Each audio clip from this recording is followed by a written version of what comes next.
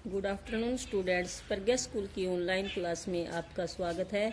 आज हम पढ़ेंगे लेक्चर 6 में क्लास 5th के सब्जेक्ट एसएसटी लेसन 2 बूंद बूंद दरिया दरिया का आगे का भाग। पीछे के भागों में हमने गढ़सीसर के बारे में पढ़ा था, उससे अगले भाग में हमने अलबिरूनी के बारे में पढ़ा था, उससे अगले भाग में हमने राजस्थान के लोग पानी की समस्या का समाधान कैसे करते थे प्राचीन समय में, और उससे अगले भाग में यानी कल हमने पढ़ा था जोधपुर में जब सूखा पड़ा था वहाँ के लोगों ने पानी की समस्या का समाधान कैसे किया, और दड़की माई ने तरुण भारत संघ के साथ मिलकर तालाबों की व्यवस्था या तालाब कैसे बनवाए इसके बारे में पढ़ा था।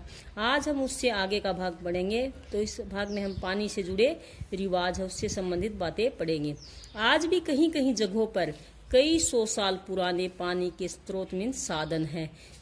आपके यहाँ किससे पानी आता है? वाटर सप्लाई से पानी आता है, लेकिन कई जगह भारत में ऐसी भी हैं जहाँ पे वाटर सप्लाई का पानी नहीं पहुँच पाता होगा। तो वहाँ के लोग पानी का यूज कैसे करते होंगे? तो जैसे कोई जो साधन है, जैसे बावड़ी है, तालाब है, नोला है, धारा है, इन स्रोतों या इन साधनों से क्या है पानी का उपयोग करते हैं। पानी का उपयोग आप किन किन कार्यों के लिए करते हो? जैसे खाना बनाने के लिए करते हो, पानी पीने के लिए यूज करते हो, घर की साफ सफाई के लिए यूज करते हो, फसलों में सिंचाई आदि के लिए क्या है आप पानी का यूज करते हो।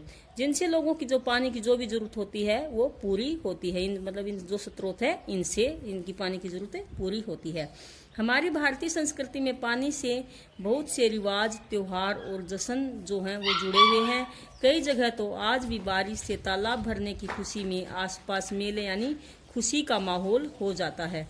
आपके हरियाणा राज्य में भी सावन के महीने में बारिश की खुशी में हरियाली तीज मनाई जाती है। इस त्योहार पे झूले डाले जाते हैं, महिलाएं और बच्चे झूला झूलते हैं, घरों में पकवान बनाए जाते हैं। तो बारिश की खुशी में ही क्या है ये त्योहार मनाया जाता है। पाठ में एक चित्र में उत्तराखंड एक भारत का ही एक राज्य है, पहाड़ी राज्य है। अब तक आपने राजस्थान, गोवा, गुजरात इन राज्यों के बारे में पढ़े हैं। उत्तराखंड भी भारत का एक राज्य मैं आपको मैप के माध्यम से एक बार दिखा देती हूँ। ये ऊपर की साइड है, एक पहाड़ी राज्य है। इसके नीचे कौन सा राज्य है? उत्तर प्रदेश, और इसके ऊपर कौन सा है? हिमाचल प्रदेश, और उत्तर प्रदेश के बीच में क्या है? ये उत्तराखंड राज्य है। उत्तराखंड राज्य 2000 में बना था। ये पहले उत्तर प्रदेश का ही क्या था? एक भाग था, लेकिन 9 नवंबर 2000 को ये एक अलग राज्य बना। पहले इसको उत्तरांचल के नाम से भी जाना जाता था, बाद में अब इसको उत्तराखंड भी कहा जाता है। कि एक दुल्हन है जो ब्याह यानी शादी के बाद नए गांव में आई है। ये पहाड़ी इलाका मैंने आपको बताया, तो वहाँ पे पहाड़ी इलाका तो झरने वगैरह ये चीज़ें बहुत होती हैं, तालाब जैसी ये चीज़ें ज़्यादा, नदियाँ आदि भी हैं। जैसे वहाँ पे भारत का सबसे ऊंचा बांध जो है टिहरी बांध है, भागीरथी नदी के ऊपर बना हुआ है भारत का सबसे ऊंचा बांध। तो नदियाँ हैं, झरने हैं, ये चीज़ें उस राज्य में बहुत ज़्यादा हैं। वह झरने या तालाब पर जाकर कौन जो दुल्हन है सिर झुकाती है। आज शहरों में भी इस रिवाज का एक मजेदार रूप देखने को मिलता है। क्या करते हैं शहरों में?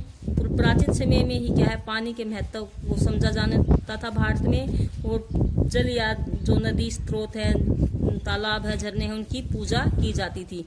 लेकिन अब लोगों ने इस रिवाज को क्या है बहुत ही वो कर दिया है, एक रिवाज दिखाने मात्र का ही कर दिया है कि पानी की तो पूजा करते हैं, लेकिन क्या है तालाब या झरनों की पूजा नहीं करते। घर में जो वाटर सप्लाई का नल आता है उसमें ही अगर कोई खास फंक्शन वगैरह होता है तो उस नल की ही पूजा कर ली जाती है, मतलब एक औपचारिकता ही निभाई जाती है। असली ढंग से क्या है जल की पूजा नहीं की जाती। पानी से ही हमारी जिंदगी जुड़ी है, और पानी से ही हमारे जो रीति रिवाज है वो भी जुड़े हुए हैं।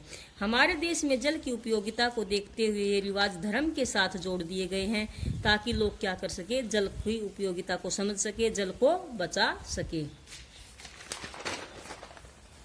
अब आप होमवर्क नोट करोगे। पानी के 4 स्रोत कौन कौन से हैं? अभी पीछे पढ़े हमने पानी के 4 स्रोत कौन कौन से हैं। बावड़ी, नंबर 2 पे तालाब, नंबर 3 पे नोला, और नंबर 4 पे क्या है? धारा। दुल्हन कहाँ की है और वह क्या कर रही है? कहाँ की दुल्हन पड़ी थी हमने? दुल्हन उत्तराखंड राज्य की है, और वह झरने की पूजा कर रही है। किसकी पूजा कर रही है? झरने की पूजा।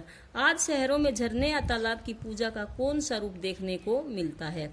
आज शहर के लोग झरने या तालाब की पूजा करने की बजाय घर पर ही क्या कर देते हैं? नल की पूजा करने लगे हैं, मतलब एक औपचारिकता निभाते हैं। हम जल का उपयोग किन किन कार्यों के लिए करते हैं? 4 उपयोग आपको बताने हैं। ये आप खुद घर पे कॉपी में अपनी तरफ से लिखोगे।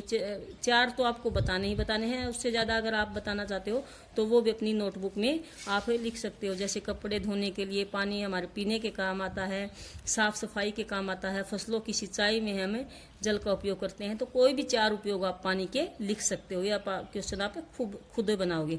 इससे आगे का क्वेश्चन है, जल के महत्व पर अपनी कॉपी में कोई 4 स्लोगन लिखो। जैसे जल है तो कल है, जल ही जीवन है। इससे संबंधित आप कोई भी जल के महत्व पर 4 स्लोगन लिख सकते हो। अपनी कॉपी में कोई जल से संबंधित जल बचाने के महत्व पर कोई ड्राइंग बना सकते हो, या किसी के पास कोई ड्राइंग कॉपी है तो उसमें भी आप रंग भरकर कोई अच्छा सा जल के महत्व पर स्लोगन आदि या कोई ड्राइंग आदि कर सकते हो। थैंक यू स्टूडेंट्स, आज के लिए इतना ही।